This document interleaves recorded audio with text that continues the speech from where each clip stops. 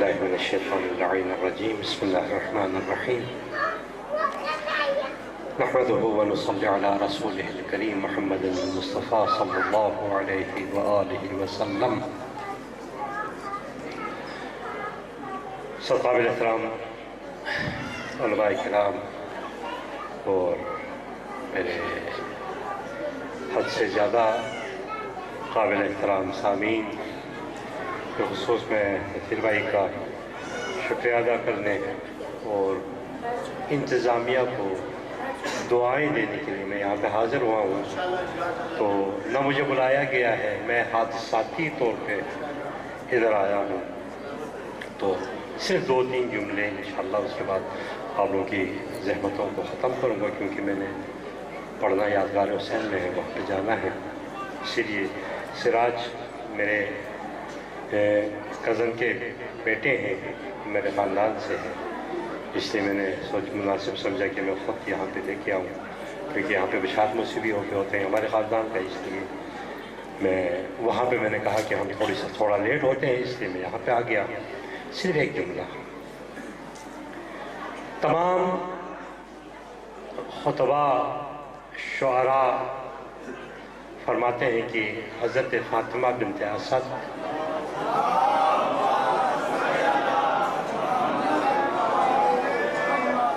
خانہ کعبہ میں کس کے حکم سے آئیں؟ کیا خود آئیں یا کسی کا حکم تھا؟ اگر تھا، اگر وہاں سے گھر سے نکل کے وہاں پہ گئیں تو حضرت ابو طالب نے روکا کیوں نہیں؟ یہ مختصر سوالات ہوتے ہیں۔ حضرت فاطمہ، میرے خیال میں یہ سراج کا میرا تو نہیں ہوگا، کیونکہ مجھے تو وہی نہیں دے سکتا، کیونکہ میری نظر اس پہ پڑتی رہے گی۔ تو حضرت فاطمہ بنت اسد نہ اپنے اختیار سے آئی ہے،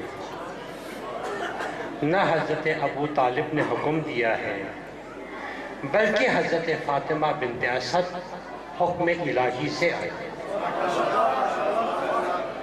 کیونکہ علماء تشریح فرما ہے، کوئی غلط یا ضعیف حدیث یا خبر واحد میں نہیں پڑھ سکتا۔ حضرت فاطمہ بنت اسد کو زچگی کے جب آثار ہوئے تو ایک جملہ تو ہم بار بار سنتے ہیں رسول پاک کے بارے میں کہ ما ینطق عن الہوی ان ہوا الا وحی یوحی، جب تک وحی نہیں ہو تو رسول پاک کچھ نہیں فرماتے۔ حضرت فاطمہ بنت اسد پہ جب زچگی کے آثار ہوئے تو اذن الہی سے رسول پاک نے حضرت فاطمہ بنت اسد سے فرمایا کہ ماں، آپ خانہ کعبہ پہ جا کے اپنے لیے دعا مانگو۔ اذن الہی سے، حکم الہی سے حضرت فاطمہ بنت اسد خانہ کعبہ کے قریب آئی۔ کچھ جملے میں یہاں پہ پڑھ دیتا ہوں، باقی میں یادگار کے لیے چھوڑ دیتا ہوں۔ حضرت فاطمہ بنت اسد آئیں، حضرت عباس بن عبد المطلب راوی ہیں، حضرت خانہ بن راوی ہیں، 2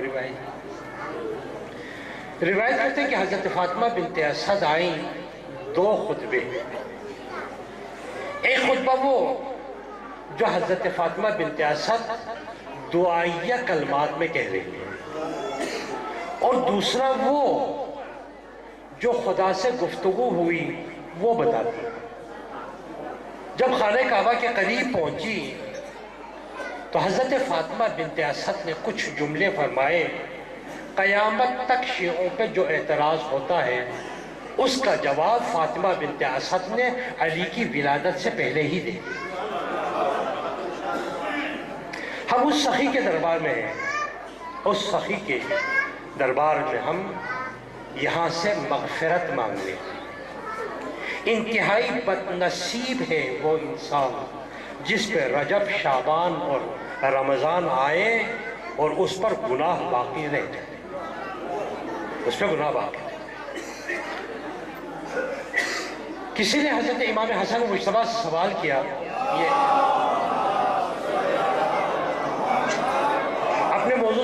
دو جملے بتانے کے لیے میں عرض کر رہا ہوں۔ سوال کیا کہ مولا آپ کے بابا میں اور حاتم طائی میں زیادہ سخی کون ہے؟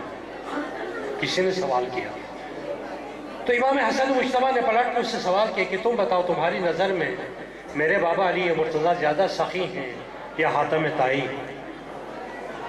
اس نے عرض کی کہ مولا بے ادبی نہ ہو، تو آپ کے بابا علی مرتضیٰ سے زیادہ سخی حاتم طائی ہیں۔ امام حسن مجتبیٰ نے سوال کیا کہ اس کی کوئی دلیل؟ تو اس نے کہا کہ دلیل یہ ہے کہ جتنا سخی سے سخی تر ہو وہ ایک دفعہ دیتا ہے، دو دفعہ دیتا ہے۔ اگر ایک شخص بار بار کسی کے پاس پلٹ کے جائے تو وہ عطا نہیں کرتا، دیتا نہیں ہے۔ ایک شخص حاتم طائی کو آزمانے کے لیے 40 دروازوں سے، روایتوں میں ہے کہ 40 دروازوں سے حاتم طائی لوگوں کو بانٹا کرتے تھے۔ ایک شخص آیا پہلے دروازے پہ، اس نے مانگا، حاتم طائی نے دیا، وہ چلا گیا۔ دوسرے دروازے سے پھر آیا، حاتم طائی نے وہاں سے بھی دیا، چلا گیا۔ تیسرے دروازے سے پھر آیا، حاتم طائی نے دیا، 40 دروازوں سے آیا، حاتم طائی نے دیا۔ عرض کی کہ مولا جو 40 دروازے سے ایک ہی شخص کو دیتا جائے اور اس کے ماتھے پر نہ آئے تو اس کا مطلب ہے کہ سب سے بڑا سخی وہ ہے۔ امام حسن مجتبیٰ نے فرمایا تم نے مجھ سے اور میرے بابا سے انصاف نہیں کیا، میرے بابا اور حاتم طائی میں فرق ہی یہی ہے۔ عرض کی کہ مولا وہ کیسے؟ فرمایا شخص پہلے دروازے پہ حاتم طائی کے آیا، اس نے مانگا، حاتم طائی نے دیا، اس کی حاجت پوری نہیں ہوئی، اسی لیے دوسرے دروازے سے پھر آیا۔ دوسرے دروازے سے دیا، اس کی ضرورت پوری نہیں ہوئی، تیسرے دروازے سے پھر آیا۔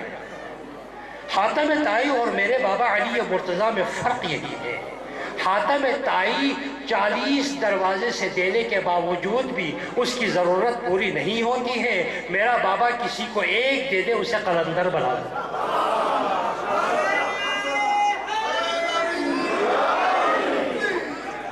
علی کے دروازے پہ مانگ لیا۔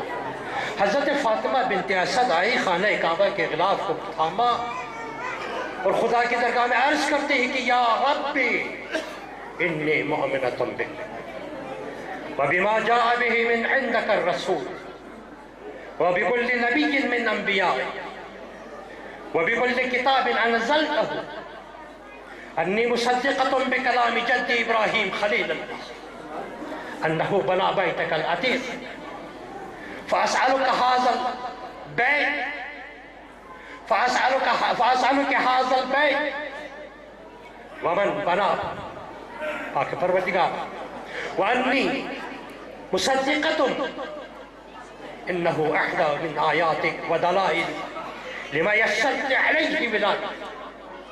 حضرت فاطمہ بنت اسد کہتی ہیں کہ پاک پروردگار میں تجھ پہ ایمان رکھتی ہوں۔ علماء تشریح فرمائے کہ صاحب ایمان کسی کافر سے شادی نہیں کر سکتی، اگر شادی کرے تو ہم کفر نہیں ہوتا، کفر میں اسلام شرط، اسلام سے بڑا درجہ ایمان ہے۔ حضرت فاطمہ بنت اسد خانہ کعبہ کے غلاف کو تھام کے قیامت تک آنے والے اشکال کا جواب دے رہی ہے۔ دیکھو ایک مومنہ کسی کافر سے شادی نہیں کر سکتی۔ حضرت فاطمہ بنت اسد غلاف کعبہ کو تھام کے خدا کی درگاہ میں کہہ رہی ہے پاک پروردگارہ یا ربی انی مؤمنۃ بک، میں تجھ پہ بھی ایمان رکھتی ہوں، تیرے دین پہ بھی ایمان رکھتی ہوں، تیرے نبیوں پہ بھی ایمان رکھتی ہوں، تیرے نازل کیے ہوئے قرآن پہ بھی ایمان رکھتی ہوں۔ کہ پروردگارہ میں اس پر بھی ایمان رکھتی ہوں کہ جو میرے شکم میں ہے ممکن ہے کہ یہ تیری دلائل اور تیرے آیات میں سے ایک ہے، اس امامت پہ بھی ایمان رکھتی ہوں اور رسالت پہ بھی ایمان۔ ابو طالب کو کافر کہنے والے کہنے سے پہلے ہی فاطمہ بنت اسد جواب دے رہی ہے کہ دیکھو جو صاحب ایمان ہے کسی کافر سے شادی نہیں کر سکتا۔ اور دوسری بات وہ دعا کرتی کہ پاک پروردگارا میں تیرے درگاہ میں اقرار کرتی ہوں وآمن میں ایمان رکھتی ہوں انزل بھی کتاب تیرے بھیجے ہوئے تمام کتابوں پر میں یقین رکھتی ہوں اور ایمان رکھتی ہوں۔ قرآن پہ حضرت فاطمہ بنت اسد اس وقت ایمان رکھتی تھی جب قرآن کا نزول ہی نہیں ہوا تھا، اور جب یہ دعائیں ختم ہوئی آخر میں کہتی ہے کہ لما یسرت علیہ ولادتی، پاک پروردگارا میں تجھ سے دعا مانگتی ہوں کہ اس ولادت میں آسانی پیدا کر۔ تو مولا کائنات کا نزول نہیں ہے، ولادت ہے، یہ اس کی ماں کے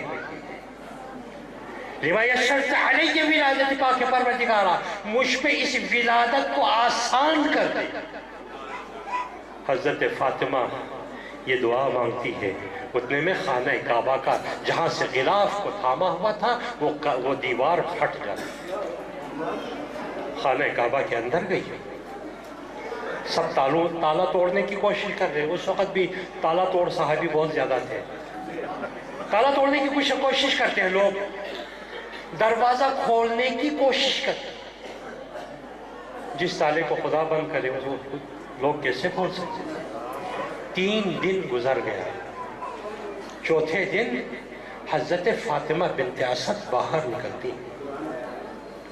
اس کے بعد جیسے ہی باہر نکلی حضرت فاطمہ بنت اسد اعلان کرتی ہیں یا معاشر الناس ان اللہ عز وجل اختارنی من مختارات علی النساء العالمین، خداوند عالم نے تمام ان خواتین کو جس کو خداوند عالم نے انتخاب کیا ہے اس میں سے سب میں سے چن کر جسے اختیار کیا وہ میں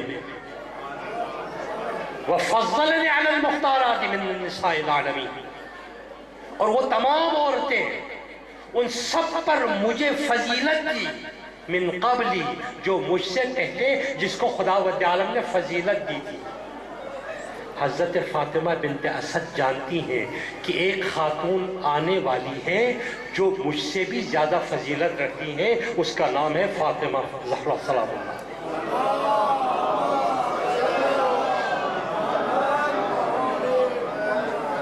اور اس کی دلیل دیتی ہے کہ فضیلت مجھے کیوں دی، مجھے کیوں فضیلت دی؟ حضرت فاطمہ بنت اسد فرماتی ہیں کہ اس لیے انی بقیت فیہ 3 ایام، میں وہ واحد خاتون ہوں جو خانہ کعبہ میں 3 دن رہی، وَأَكَلَ مِن ثَمَارِ الْجَنَّةِ وَأَرْزَاقِهَا، میں وہ خاتون ہوں جو جب 3 دن خانہ کعبہ میں رہی تو خداوند عالم نے جنت سے مجھے میوے بھی بھیجے اور رزق بھی بھیجا، اور جب میں نے ارادہ کیا، یہ نہیں کہ حضرت مریم کی طرح نہیں کہ مریم یہاں سے نکال جاؤ یہ عبادت کی جگہ ہے، فلما اردت جب میں نے ارادہ کیا ان اخرج جب خانہ کعبہ سے نکلنے کا جب میں نے ارادہ کیا کہ میں نے ارادہ کیا کہ پاک پروردگارا اب میں خانہ کعبہ سے نکلنا چاہتی ہوں، جب میں نکلنے کا ارادہ کیا خطف بہاتف ایک آواز غیبی آئی یا فاطمہ بنت اسد، اے فاطمہ بنت اسد سمیہ علی، اس کا نام ہم نے علی رکھا ہے۔ پاک پروردگارہ وقت کی گنجائش نہیں ہے، پورا خطبہ عرض کرو گنجائش نہیں ہے، انشاءاللہ علماء تشریف فرمائے ہیں۔ پاک پروردگارہ اس امام بارگاہ کو دن دگنی رات چکنی ترقی عطا فرما۔ پاک پروردگارہ یہاں کی انتظامیہ جس پہ ہم فخر کرتے ہیں خصوص ہمارے تقریب بھائی، پاک پروردگارہ انہیں صحت کاملہ عطا فرما۔ پاک پروردگارہ یہاں کی انتظامیہ جو اس امام بارگاہ کی تعمیر کر رہے ہیں ان کو امداد غیبی سے ان کی مدد فرما۔ پاک پروردگارہ جتنے بھی تشریف فرما ہیں بالخصوص ہمارے علماء جہاں جو یہاں پہ خدمات انجام دیتے ہیں، پاک پروردگارہ ان کی توفیقات خیر میں اضافہ فرما، ہماری اس قلیل سی عبادت کو اپنے درگاہ میں شرف قبولیت عطا فرما، اس عبادت کی قبولیت کے لیے بلند تر صلوات۔